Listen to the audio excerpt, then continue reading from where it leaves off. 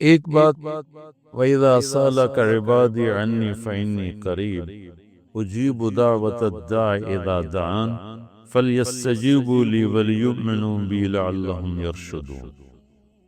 یہ آیت بڑی زبردست ہے اللہ کی رحمت کو بتانے کے لیے۔ ساڑی تا جی سندا ہی کوئی نہیں، یہ عام لوگ جی ساڑی تا رب سندا ہی کوئی، اور جو بیچارے ان پڑھ لوگ پیر سائیں توڑی رب موڑ نہیں سکتا، ساڑی سندا کوئی، یہ اس سے بھی آگے چلے جاتے۔ او بھائی اللہ بڑا بے نیاز ہے، جس کی چاہے موڑ دے، جس کی چاہے سن لے، لیکن رب سب کی سنتا ہے، یہ یہاں بتانا ہے۔ وَإِذَا، ان نہیں، ان شرط ہے اور اذا ظرفیت ہے، تو ان کی بجائے اذا، اذا سے ایک دم اللہ کی رحمت کا دروازہ کھلتا ہوا نظر آتا ہے۔ اذا سألک، عنی پہلے ہونا چاہیے، عبادی بعد میں ہونا چاہیے۔ جب میرے بارے میں میرے بندے پوچھیں، اللہ کو صحابہ نے سوال کیا، یسألونک یسألونک یسألونک، کتنا قرآن میں ہے، یسألونک عن المحیض قل هو اذی، یسألونک عن الانفال قل الانفال للہ والرسول، یسألونک عن الاہلہ قل ہی مواقیت للناس، یسألونک عن الیتامى قل اصلاح لہم۔ جتنے بھی صحابہ نے سوال کیے وہ آئے ہیں یسألونک، یہ آپ سے پوچھتے ہیں، ٹھیک ہو گیا؟ تو یا حبیبی یا محمد قل، آپ کہیے، یہ جواب ہے۔ یہ سارے قرآن میں طرز ہے، وہ 14 کے 18 دفعہ یسألونک لفظ آیا۔ صحابہ نے سوال کیا، اللہ کدھر ہے، قریب ہے تو مناجات کریں، دور ہے تو زور سے پکاریں۔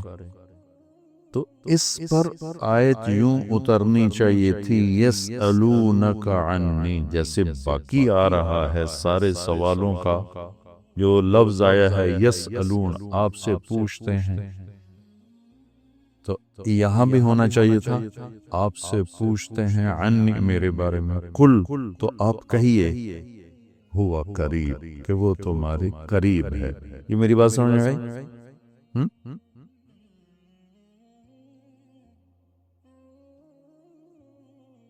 یہاں اللہ تعالیٰ نے وَإِذَا سَأَلَكَ، یسألون کا مطلب ہے کہ ابھی یہ جواب ہے، بعد میں بدل سکتا ہے۔ یسألونک عن کذا قل ہوا، تو یسألونک اور قل ہوا میں حتمی نہیں ہے، ابھی یہ بات ہے، کل کو بدل بھی سکتی ہے۔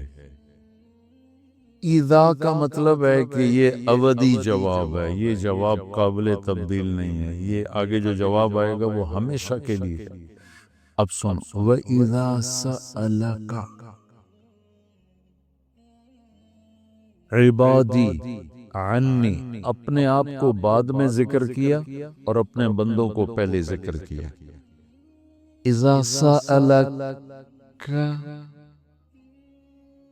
الناس المؤمنون، یہ آ سکتا ہے، العباد، اذا سألک العباد، کیا کہا عبادی، اللہ کو یہ سوال اتنا پسند آیا، اللہ تم تو ہو ہی میرے بندے، میرے بارے میں اپنے آپ کو بعد میں ذکر کیا اور عبادی کو پہلے ذکر کیا۔ اب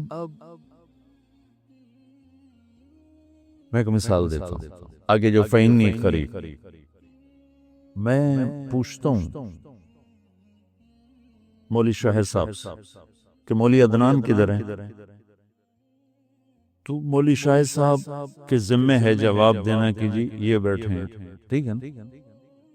میں پوچھتا ہوں مولی شاہد، مولی عدنان کدھر ہیں، تو مولی شاہد کے جواب دینے سے پہلے مولی عدنان نے جی میں ہوں، کوئی فرق ہوگا؟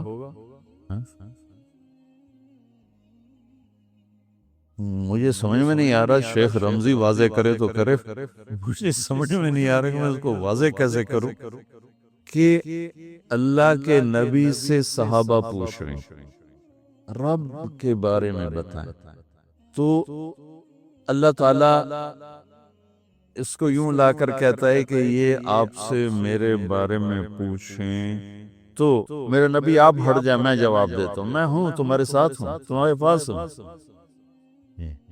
شہرک سے زیادہ قریب ہوں، تمہارے ساتھ ہوں، تو کیسے کہتے ہو کہ میں تمہاری سنتا نہیں؟ اجیب دعوتن، دعوت الدع، دعا دا بار بار پکارنا، اور دعوتن ایک دفعہ پکارنا۔ اللہ اس آیت میں کہہ رہا ہے کہ جو زندگی میں جس نے مجھے کبھی ایک دفعہ بھی پکارا ہو، میں اس کی دعا پر بھی لبیک کہتا ہوں۔ یہ نہیں کہ میں نہیں میں سنتا ہوں، تم سنانے والے بنو، ہم تو مائل بکرم ہیں، کوئی سائل ہی نہیں، راہ دکھلائیں کسے راہ رو منزل ہی نہیں، کوئی مانگنے والے تو بنو۔ اور میں قربان جاؤں، اس نے مانگنے کے لیے تقوی نہیں مانگا، کتنی عجیب بات۔ اللہ کو پتہ ہے ہر آدمی تو تقوی والا نہیں ہو سکتا، نہیں، اور ہر آدمی علامہ بھی نہیں ہو سکتا، تہجد گزار بھی نہیں ہو سکتا، نمازی بھی نہیں ہو سکتا۔ ایک کام ہر آدمی کر سکتا، اللہ نے وہ لگا دے، مسلمان ہونا بھی نہیں لگا ہے، مسلمان ہونا ہندوؤں کو کوئی اور رب دے گا، ان کو تو اللہ ہی دے گا۔ تو میں قربان جاؤں، کہتا امن یجیب المضطر اذا دعا، بس مجھے آنسو بہا کے دکھا دے، پھر تو ہندو ہے، سکھ ہے، مسلم ہے، عیسائی ہے، آ جاؤں گا، آ جاؤں گا۔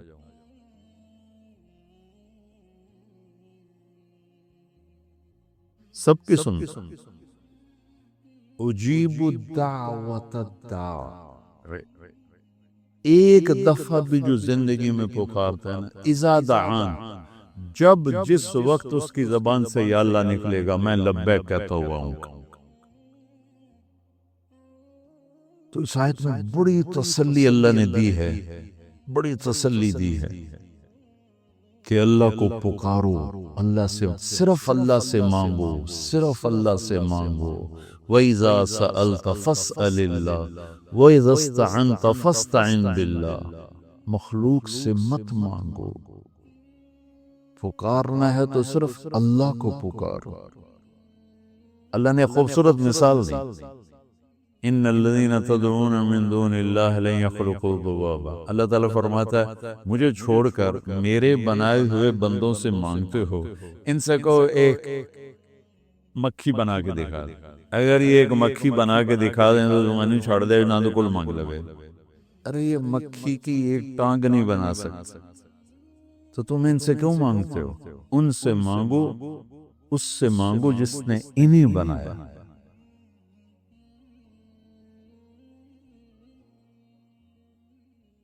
تو اس آیت میں اللہ نے بڑی تسلی دی ہے کہ تم مانگنے والے رو دھو کے میرے سامنے رونا سیکھ لو، کر دوں، مصر بن کے دکھا دو۔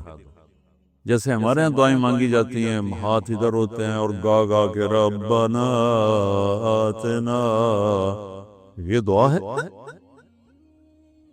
یہ تو دعا کا مذاق ہے، اس کو دعا کہتے ہیں۔ اور پیچھے نمازیوں کو کوئی ہوش نہیں ہوتا کہ مولوی صاحب کیا دعا مانگ رہے ہیں۔ دعا تو ایک پکار، ایک فریاد ہے، عرش کو ہلا دے، اگر کوئی تڑپ کے اللہ کو دکھا دے تو۔ اس کے بعد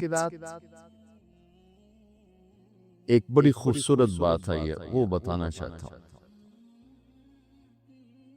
وَحِلَّ لَكُمْ لَيْلَةَ الصِّيَامِ الرَّفَثُ إِلَى نِسَائِكُمْ هُنَّ لِبَاسٌ لَكُمْ وَأَنْتُمْ لِبَاسٌ لَهُنَّ، بس یہ بتا بس، اتنی بڑی خیرتا ہے، اتنی بڑی سبحان اللہ ہے۔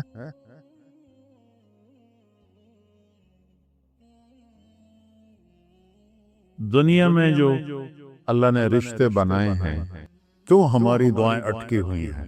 کہ ہم باغی لوگ ہیں، ہم باغی مسلمان ہیں۔ شام پہ پہلا اٹیک ہوا، عمرو بن عاص رضی اللہ تعالیٰ عنہ، 8000 کا لشکر، ان کو روم کو خبر ہو گئی تھی، تو انہوں نے 1,00,000 کا لشکر بھیج دیا تھا۔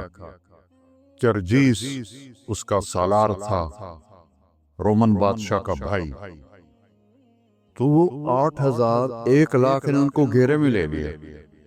تو حضرت واصلہ رضی اللہ تعالیٰ عنہ اس جنگ میں شریک ہیں۔ وہ کہتے ہیں کہ ہمیں یقین ہو گیا آج ہماری قبریں یہاں بنیں، اور عرب کی عادت تھی جنگ میں شعر پڑھتے تھے ابھارنے کے لیے، لیکن حضرت واصلہ فرماتے ہیں اس دن ہمیں شعر بھول گئے، ہماری زبان پہ ایک لفظ تھا، یا رب محمد انصر امت محمد، اے رب محمد امت محمد کی مدد فرما۔ کہ یہ ہماری زبان پر تھا، تلوار ہاتھ سے چل رہی تھی، زبان اللہ کو پکار رہی تھی۔ حضرت عبداللہ بن عمر، حضرت عمر کے بیٹے بھی اس جنگ میں شریک ہیں، فرماتے ہیں جب سورج ڈھلا تو ہم بار بار آسمان کو دیکھ رہے تھے، میں نے جب اوپر نگاہ دوڑائی تو میں نے دیکھا انفرجت فی السماء فرجۃ، آسمان کا دروازہ کھل گیا، وخرجت منہا خیول شہب، اور اس سے شہابی رنگ کے گھوڑے اور ان کے اوپر سوار، ان کے سروں پہ سفید پگڑیاں، اور سب سے آگے ایک سوار تھا جس کے ہاتھ میں لمبا نیزہ تھا، وہ وہاں سے پکار رہا تھا، ابشروا یا امت محمد، اے امت محمد تمہیں بشارت، قد اتاکم اللہ بالنصر، اللہ تمہاری مدد کو آ گیا۔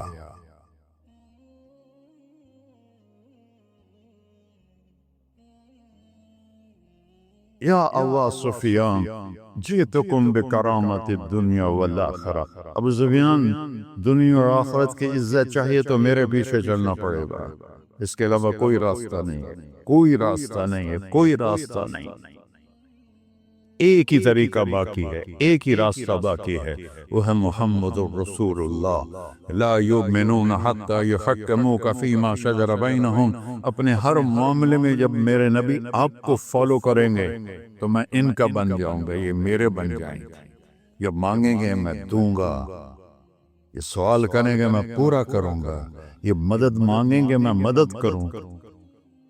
کیوں ہماری دعائیں اٹکی ہوئی ہیں؟ کہ ہم باغی لوگ ہیں، ہم باغی مسلمان ہیں، ہم باغی مسلمان ہیں۔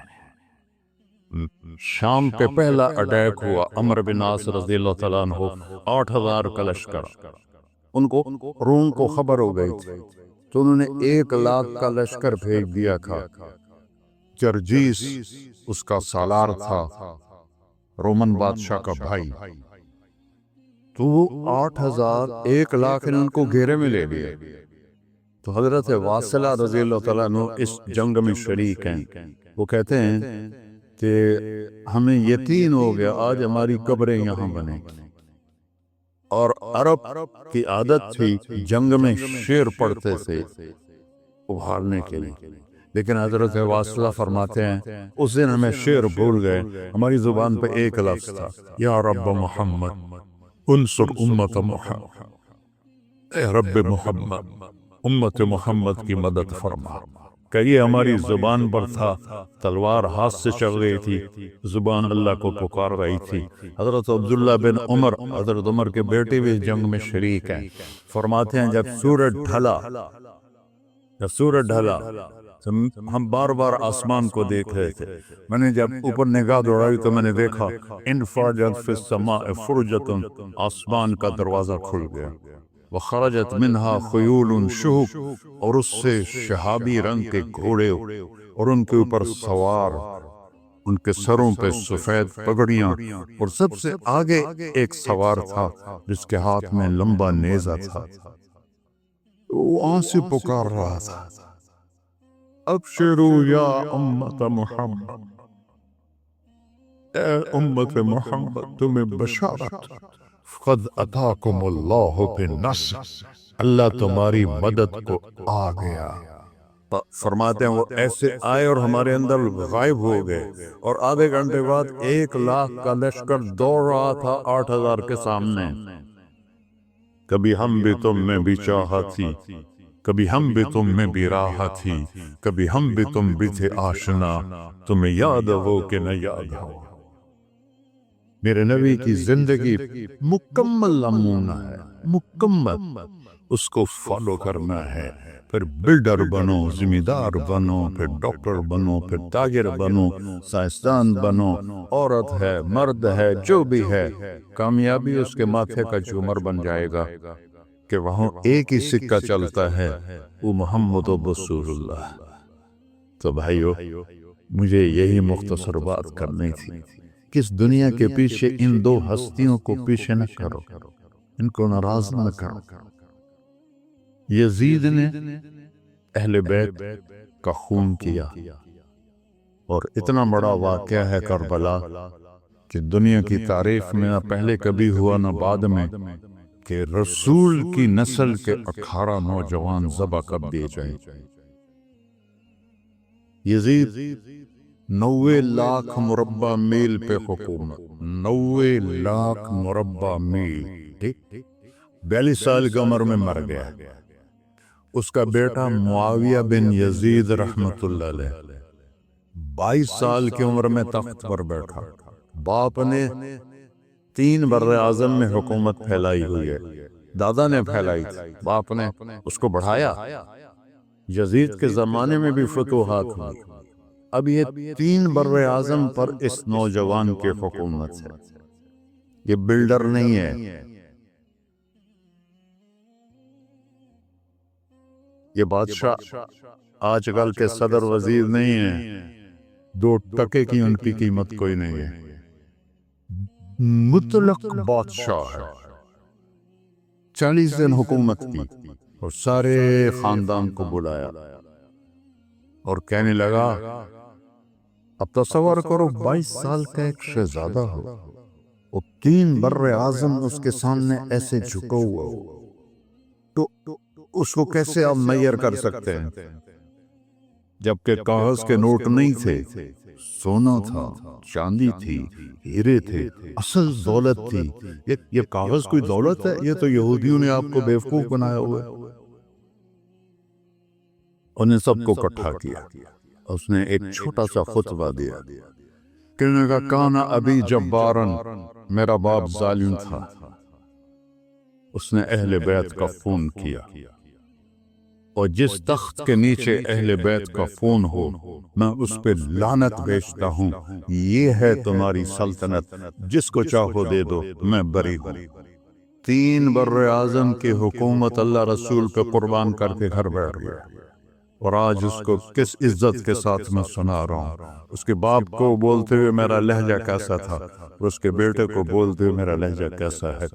3 بر اعظم کی سلطنت چھوڑ دی کہ اس کے نیچے اہل بیت کا خون ہے، مجھے نہیں چاہیے.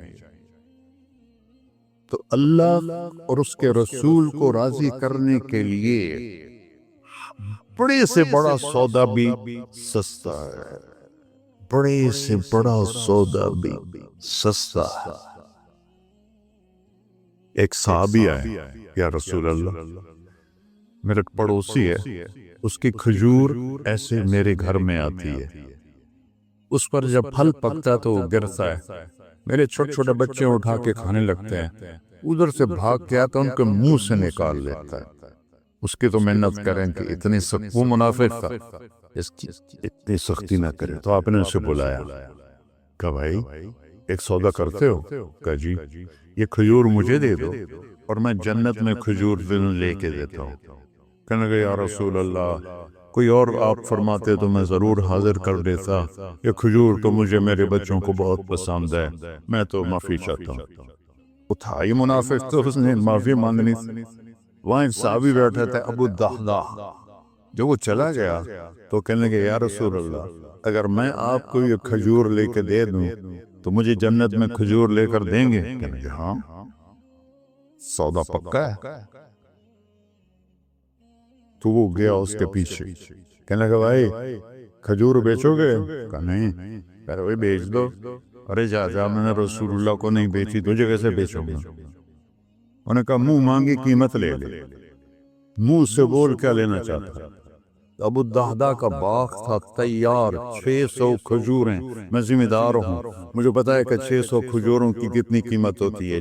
جیسے آپ بلڈنگ کو جانتے ہیں، میں نہیں جانتا، آپ ذمہ داروں کو نہیں جانتے، میں جانتا ہوں.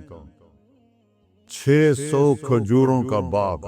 اس نے اس کو لاجواب کرنے کے لیے کہا اپنا باغ دے دے، کھجور لے لے. اب یہ کہتا ہے پھروگے تو نہیں.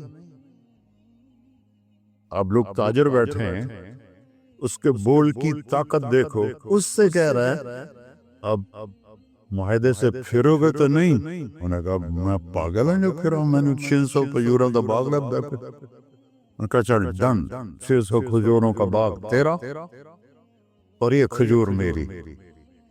اور وہاں سے سیدھا گیا اپنے باغ میں. کھجوروں کا زمانہ تھا تو مدینے والے کھجوروں کے پھل کے زمانے میں باغ میں شفٹ ہو جاتے تھے. چھوٹے چھوٹے بنائے ہوتے تھے کمرے، وہاں بچے وہ سب رہتے تھے، کھجوروں کی پہرہ داری بھی اور توڑنا بھی. تو وہ ہائے قربان جاؤں نبی کے صحابہ پر، وہ باغ میں اندر نہیں گئے، باہر کھڑے ہو کہ کہیں نیت نہ بدل جائے. اتنا بڑا باغ دیتے ہوئے باہر سے پکارا ام الدہداء بیگم، کجی کا باہر آ جاؤ، بچوں کو بھی لے کے آ جاؤ. کیا ہوا؟ کہا میں نے باغ بیچ دیا. انہیں کہا کتنے میں؟ کہ جنت میں کھجور مل گئی. وہ کہنے لگی ربح البیع ربح البیع ربح البیع. واہ ابو الدہداء کیا سودا کیا تو، کیا سودا کیا تو. ارے عورتیں زیادہ شور میں جاتی، مروا دیتا یہ پھر بچے کے تو کھاسیں تمہیں کے تو کھاساں. ربح البیع. اس کے بعد بھاگا ہوا آیا اللہ کے نبی کے پاس، یا رسول اللہ میں نے کھجور خرید، آپ اس انصاری کو دے دے. تو آپ نے پوچھا کتنے میں خریدی؟ کا سارا باغ دے دیا، کھجور لے لی. آپ نے کہا پہلا سودا کینسل. کم من عذق رضاح ودار فیاح لأبی الدہداء. اب تیرے لیے میں دیکھ رہا ہوں تیرے رب نے جنت میں کھجوروں کے باغ لگا دیے ہیں، اور تیرے پوٹھے کی جگہ کھجوروں میں محل بنا دیے ہیں سونے چاندی کے. جنت میں تو مٹی نام کی شے کوئی نہیں، لوہے نام کی شے کوئی نہیں. ایک ہر گھر ایک اینٹ سونے کی، ایک چاندی کی، ایک زمرد کی، ایک یاقوت کی، مشک کا گارا اور زعفران کی گھاس، اور اس کا لنٹر اللہ کا عرش. تو سودے کر گئے. اب سب کچھ کرو، اللہ رسول کو پیچھے نہ چھوڑو، کیونکہ ہمیشہ تو زندہ نہیں رہنا، چلے جانا ہے. دنیا میں سب سے بڑا محل بنایا تھا کسریٰ نے، نوشیروان کے پوتے خسرو پرویز نے، جس نے ہمارے نبی کا خط پھاڑا تھا. 40,000 پلرز پر وہ گھر تھا. اب لوگ بلڈروں اسکوائر فٹ لگاؤ، 40,000 ستونوں پر وہ گھر کھڑا تھا، اور اس کے اوپر سارا سونا ہیرے جواہر 40,000 پلر پر تھے، اور اس کے 500 بڑے بڑے گنبد تھے. اور سب سے بڑے گنبد میں 1,000 سونے کے فانوس تھے، اور اس میں ایک رات میں 9 من تیل جل جاتا تھا، صرف ایک رات کے لیے اس کو. اور 3,000 باندیاں تھیں، 6,000 نوکر تھے صفائی کے لیے، 12,000 سپاہی تھے اس کی حفاظت کے لیے. لیکن وہ چند سال بھی نہ رہ سکا کہ پلٹا کھایا حالات نے، اور رومن امپائر کیسر نے آ کر اسے شکست دی. نینوا میں ہمارے نبی کے خط پھاڑنے کے بعد آپ نے فرمایا تھا کسریٰ نے اپنا ملک پھاڑ دیا. تو وہ آیا، وہ شکست کھائی کسریٰ نے اور بھاگ گیا. اس نے سارے محل کو آگ لگایا، مٹی کا ڈھیر بنایا. اور مسلمانوں میں سب سے بڑا محل بنایا اندلس کے بادشاہ عبد الرحمن نے، الثالث نے.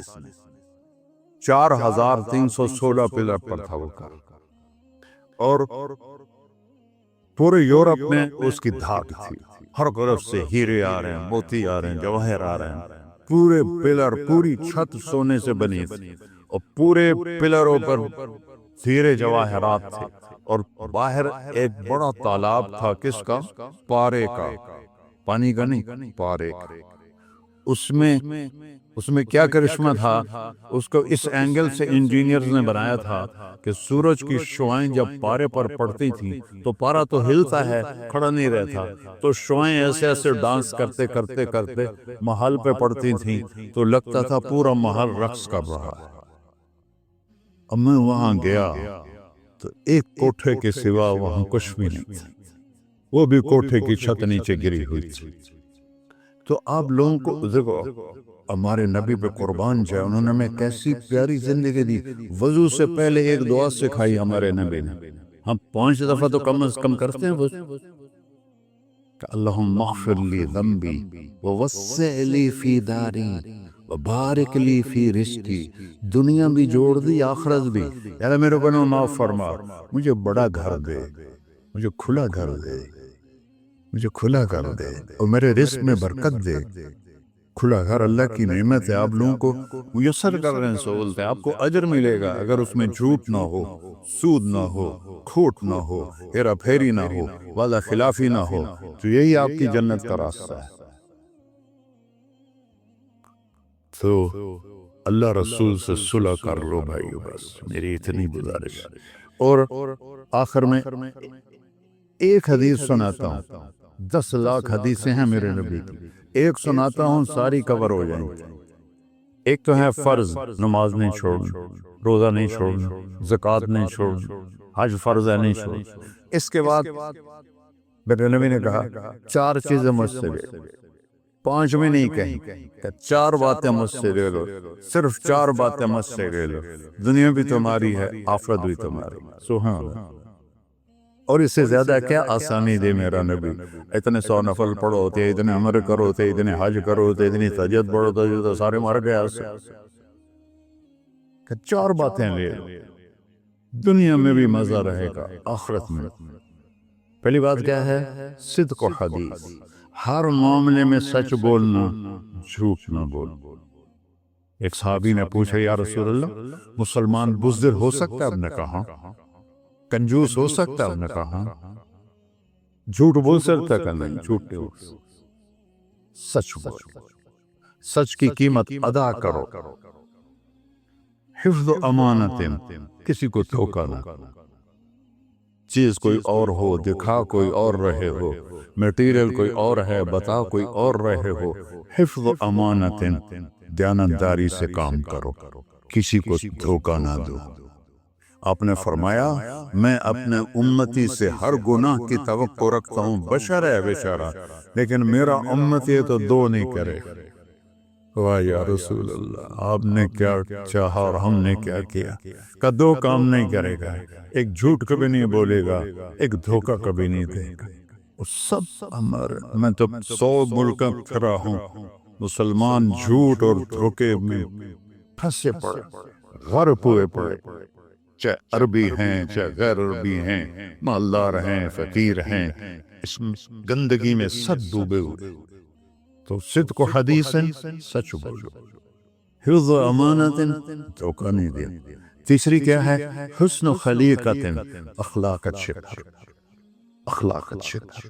اور اخلاق اچھے کرنے کے لیے ایک کام کر لیں، اس کو تالا لگا، صرف ایک کام، اس سے کوئی گالی نہ نکلے، جھوٹ نہ نکلے، غیبت نہ نکلے، طنز نہ نکلے، بے عزت نہ کرو۔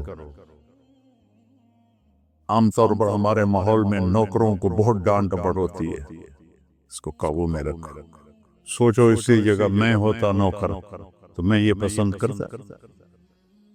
اپنے اخلاق کی چابی ہے زبان کا میٹھا بول، اور خاص طور پر والدین کے ساتھ، اور سب سے زیادہ اہم بیوی کے ساتھ۔